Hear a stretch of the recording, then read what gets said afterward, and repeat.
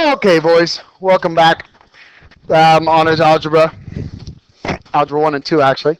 We're going to be talking about 1.5 Part 2 today. Yesterday we talked about solving inequalities. Hopefully we realized that solving an inequality is no different than solving an equation, except for one key factor. What is that key factor? What is the one major difference, sir? That's absolutely right. Whenever you multiply or divide by a negative, you gotta flip the inequality sign. Okay?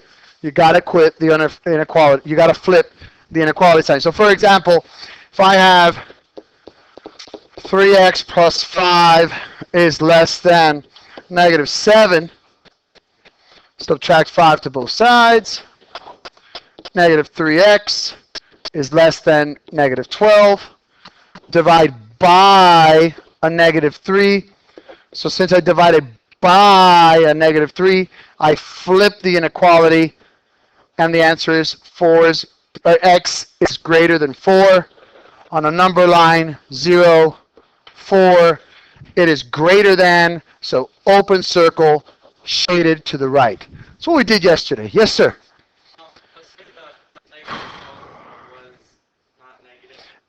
Don't you switch the inequality and it becomes positive there? No? Whoever said that? No.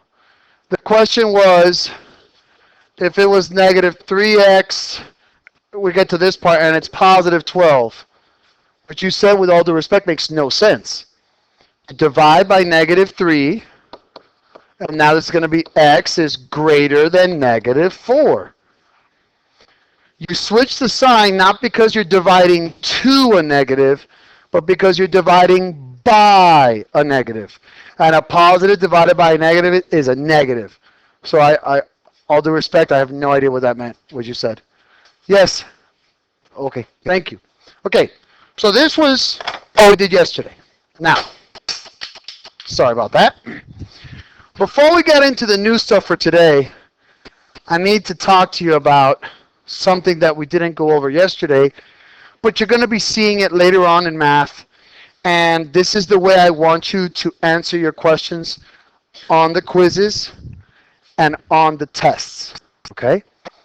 There are two ways to write the answers of inequalities, and it's very important for you to know them because you're going to be tested on it. So the two ways to write inequalities are, the first way is called a set builder. Okay, and we're going to use x is greater than 4. We're going to use that. In order to do the set builder, this is what the procedure entails. First of all, you draw braces. The drawing of the braces lets the reader know, okay, this is going to be a set of numbers. Then you put the variable, the letter that you were solving for. This is now telling the reader, okay, this is the set of all possible x values. Then you can either do a straight line, or, let me just copy this.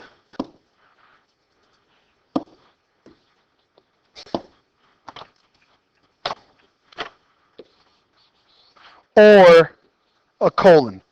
Either or. Please don't ask me which one do you do. Either or. So does that mean I can put the colon or the line? Yes. Either or. So far, the braces tells you, okay, I've got a set. The variable tells you, okay, this is the set of possible values for this variable. In this particular case, it's x. And then you put the actual possibilities. Bless you. So then you would go x is greater than 4, or x is greater than 4. Please realize that I am going to test you on this. When you give me your answer, if on your test your answer is just x is less than 5, that's awesome. But that's not full credit. From here, you got to say, okay, set builder, for the values of x, x is less than 5. That's going to give you the full credit. Yes, sir.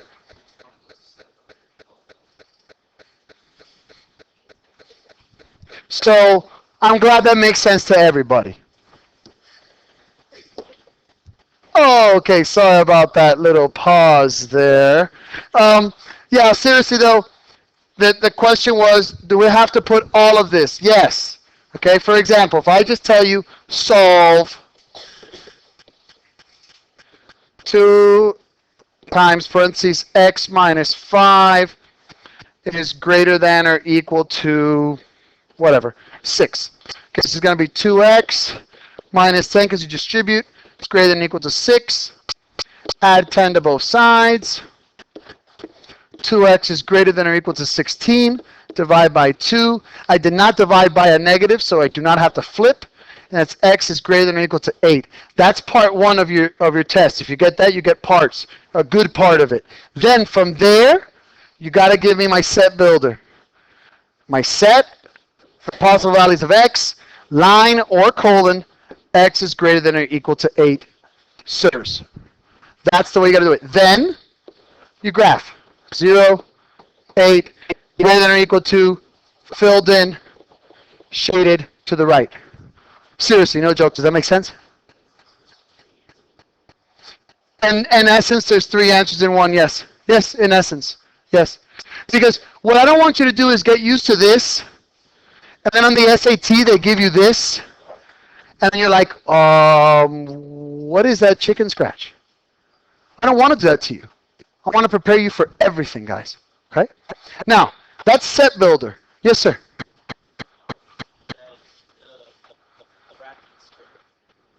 Those are braces, not whatever I want to call them. It's braces. Go ahead. Yes, you need to put them on both sides. That's why I put them on both sides. My bad. Thank you, sir. Put them on both sides. Thank you, sir. I appreciate that. Okay, now, yes. No. The question was, are you going to judge us on braces? No. I mean, be reasonable. Don't do that and say it's a brace. Reasonable. Basically what it is like a little loop, point, and a loop. But no, I'm not going to judge you on art. No, sir, I promise. Okay, now, that's set builder, guys, okay? Shh. Now, I want to talk to you about interval notation. This is the big boy. This is what's really used in calculus, pre-calculus, later on in Algebra 2, trigonometry. This is the real deal. It's called interval, and it's so easy. Interval notation. Okay. Whenever you're given a greater than or a less than, when you are talking about interval notation, you're going to use parentheses. If I have a greater than or equal to or a less than or equal to, you're going to use a bracket. And don't worry, I'm going to explain all of this. Whenever you have a positive infinity or a negative infinity, since infinity never ends ever, you're going to use parentheses. So if you're dealing with greater than or less than, you're using parentheses. Greater than or equal to or less than or equal to, you're using brackets. Positive infinity or negative infinity, you're using parentheses. Now, let me explain how this works, okay? Because it gets a little bit confusing here. If I have, for example, the answer is x is greater than 6. I want to put this into interval notation. Whenever I'm using interval notation, guys, please remember the following. You're always going to go small value to to large value. Small value to large value. Okay?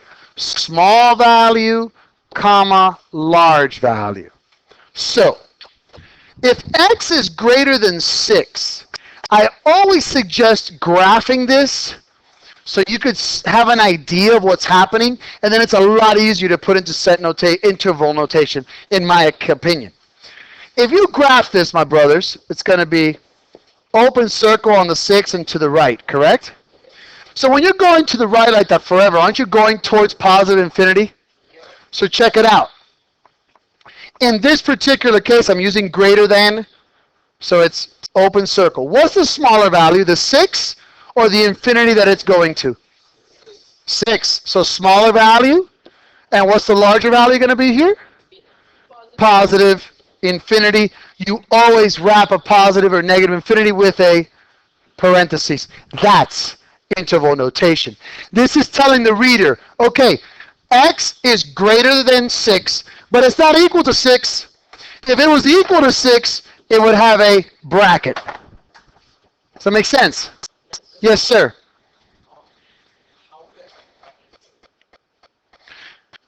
Okay, now, what if I told you x is less than or equal to this time? 6. In this case, what's going to be the smaller value here? Wait. Let's graph it. Less than or equal is going to be going to the left towards negative infinity. So how would I write this, my brother? Not a bracket, no. You mean parentheses. There you go, because remember, infinities never have brackets. Negative infinity is the small value, comma, 6, the large value, and it's less than or equal to, so bracket around the 6. Does that make sense, guys? Infinity is always parentheses. The number, if it's less than or greater than, parentheses. If it's less than or equal to or greater than or equal to, bracket. Yes and yes. Why don't you use 2 brackets? Give me a chance. Yes. Not necessarily. It depends. It depends on a lot of different things. You just got to read it, graph it, and then go from there. It's a lot easier. Now, the question that everyone has been talking to me about, I haven't taught it yet, but I'm going to teach it right now. Today we're going to talk about what is called compound, inequalities. Compound inequalities are going to be and or ors, and I'm going to explain all that right now. But at the end of a compound inequality, you may get an answer that looks something like this. X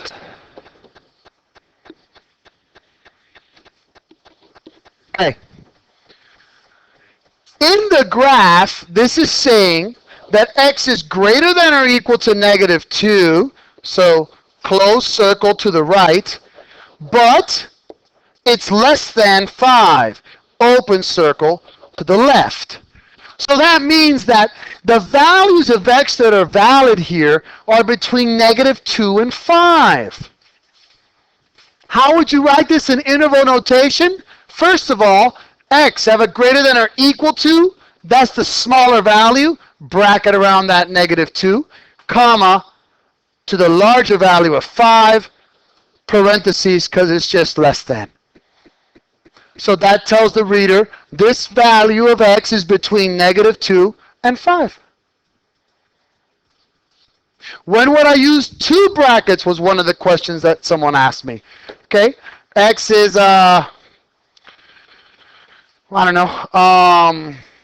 greater than or equal to 4, but less than or equal to 10.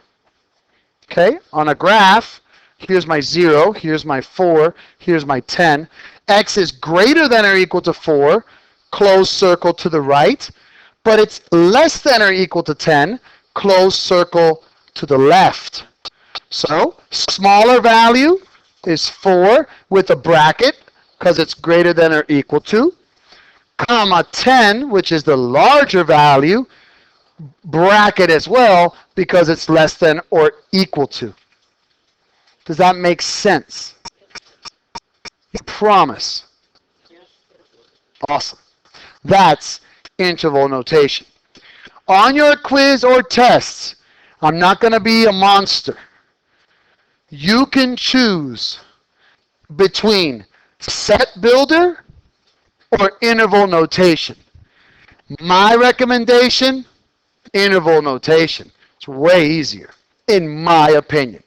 Now, let me get to how to solve these compound inequalities, because without that, I'm not really helping you at all, okay? May I continue, boys?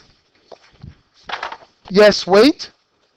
Oh, no problem, dude. You can pause when it's online. Thank you, sir. Okay. Let's talk about compound inequalities. We're talking about compound inequalities. We're talking about something like this. They'll say solve and graph. Okay? You can have two types, an and or an or. Okay? An and type of equation, type of inequality, will give you an answer that's between two numbers. Okay? It's going to give you an answer that's between two numbers. That's an and. An or is going to be an answer where you're going from one number to the right of it, and then another number, bless you, to the left of it. The and is inclusive between two numbers. The or, it's this guy to the right or this guy to the left. So that's the way you can test to see if you made a mistake or not. Okay? Now, let's say I give you one of the following. So I'd say to you, 2x plus 1 is greater than or equal to 5, but less than 7. Now, when you have a compound inequality, gentlemen, you're going to use the same skills as equations and inequalities, but do you guys notice that I have two inequality sides, right? So if I just had one inequality side, if this guy didn't exist, I would just subtract 1 to both sides and then divide by 2, correct? Okay, but unfortunately, that's not what's happening. So what happens here is, I still want to get the x alone, right? But I'm going to subtract 1 to all the sides. You feel me? So then this is going to be 4. Got 2x, less than 7. Same procedures. Divide by 2 to both sides. And I'm sorry, 7 minus 1 is not 7. I may want to learn how to add and subtract. It's 6. I divided 2 to everything. And then I have x is greater than or equal to 2 or less than 3. Graph it. 0, 2, 3. X is greater than or equal to 2, filled in circle to the right, but it's less than 3, open circle to the left. Set builder answer, because remember I'm giving you a choice. Set builder would be braces denoting the set of possible x values, this line or colon, and x is greater than or equal to 2 or less than 3. Interval notation.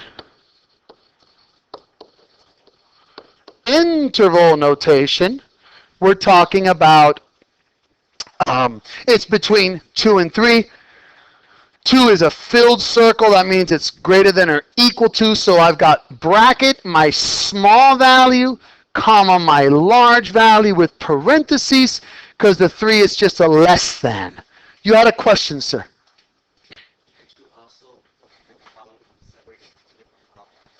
Yes, but that's going to be inefficient.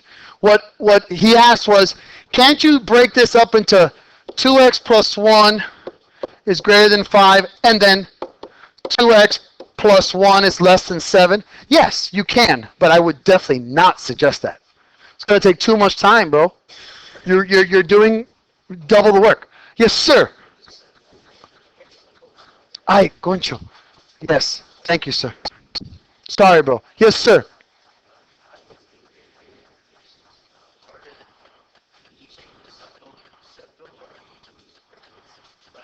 There's a lot less writing. That's why I think the interval notation is easier. And you could tell the interval notation right from the graph.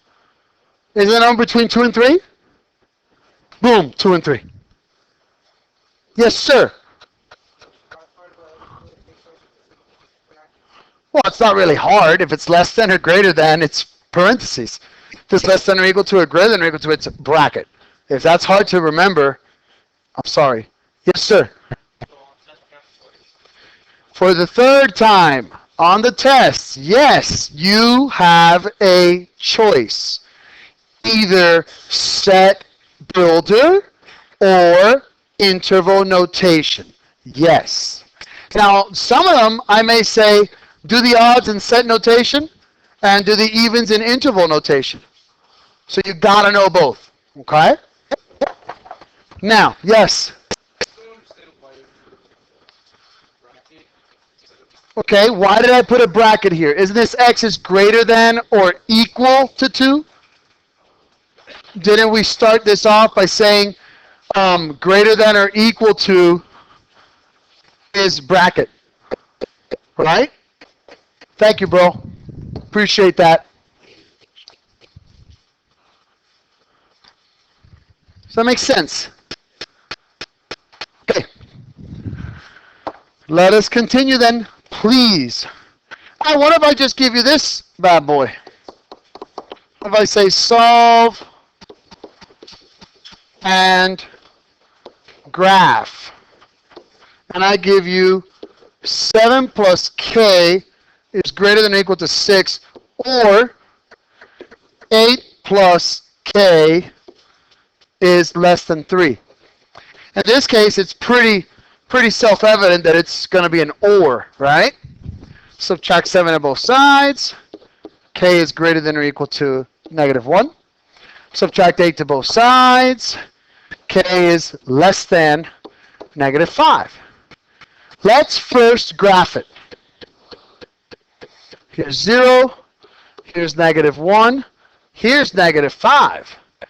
K is greater than or equal to -1. Close circle to the right. K is less than -5. Open circle to the left. Now, this is where we separate the men from the boys. For the interval notation, since this is an or, do you think you're going to have one interval notation or two? Two. So let's pay attention to each individually, please. Let's first look, my brothers, at a k is less than -5. Okay? First of all, it's less than, so I know we're going to be doing parentheses. But what's the smaller value? Which direction is this number going towards? It's going towards -infinity. Yes. So, how would I do my interval notation here? Parentheses. Small value. Yes. Comma. Large value. Yes. Then, since this is a union of answers, you go U, literally. That U means a union. That means that these are both possible answers for this inequality. So that's what that U means. And then, on the other side, K is greater than or equal to -1. Who's the small one? Bracket or brace, or parentheses? Bracket, -1. Who's the larger? Positive infinity.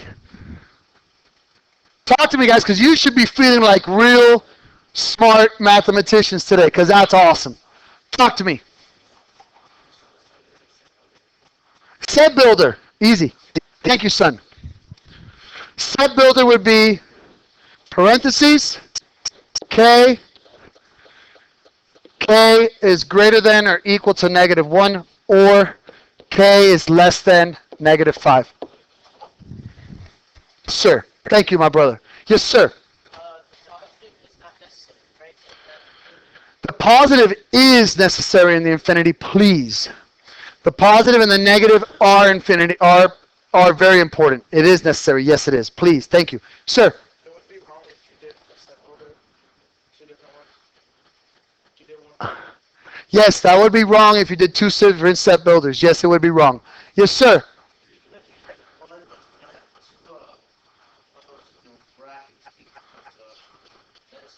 If they were both greater than or equal, then it would have been two brackets, yes. But if it's not greater than or equal or less than or equal, guys, it is a parenthesis. Does that make sense, boys? Okay. We still got plenty of time. You got this? Okay. Awesome. All right. How about if I give you this?